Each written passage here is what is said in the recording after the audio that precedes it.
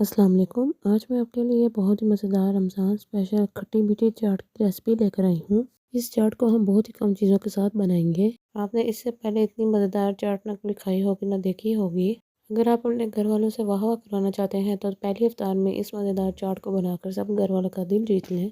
तो बिना time waste किए इस मज़ेदार खट्टी मीठी चाट को बनाना शुरू करते हैं। बिस्मिल्लाहिर्रहमानिर्रहीम। इस मज़ेदार खट्टी मीठी चाट को बनाने के लिए बोल लेंगे। बोल में सबसे पहले एक प्याली के करीब बॉयल किया हुआ वाइट लोबिया डालेंगे।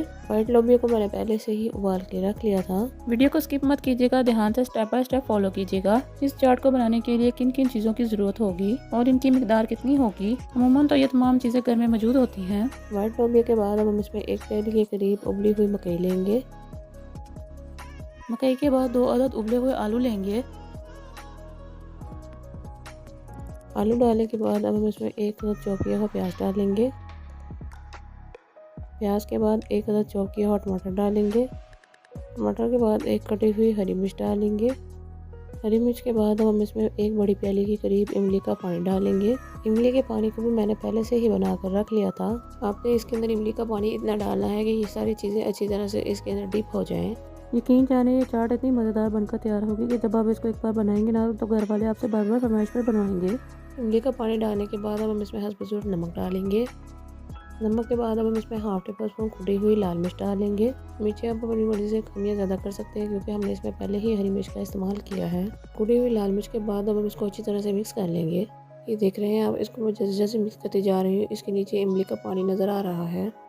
अगर आपने सुम्बुल किचन को अभी तक सब्सक्राइब नहीं किया तो इसको सब्सक्राइब कर दें, ये आपकी तरफ से हमारे लिए इनाम होता है। अच्छी तरह से मिक्स हो जाने के बाद ये देखिए हमारी मज़ेदार सी खट्टी सी चाट तैयार हो चुकी है। अब हम इसको किसी खूबसूरत बर्तन में सर्व कर लेंगे।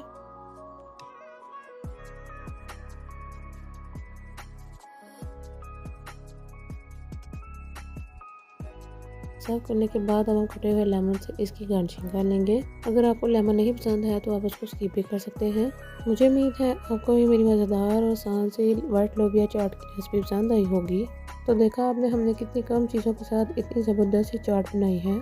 हमने इसमें किसी किस्म के चनों का कोई इस्तेमाल नहीं किया है।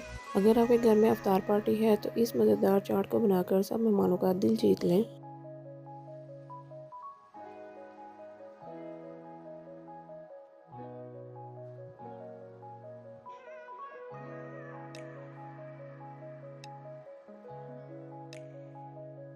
चलिए जी, अभी बारी है इसको ट्राई करने की। ये तो इतनी लाजवाब, इतनी मज़ेदार बनी है कि इसकी पहली बाइट से ही मैं इसकी फ़ैन बन गई हूँ। वीडियो को लाइक, कमेंट और दोस्तों के साथ ज़्यादा से ज़्यादा शेयर करें। चलिए जी, ठीक है, आपने अपना ख्याल रखना है और मुझे दुआ में याद रखना है। मिलते हैं इंशाल्लाह अगली वीडियो में इसी तरह की मज़ेदार आसान सी रेसिपी के साथ। अल्लाह हाफ़िज़।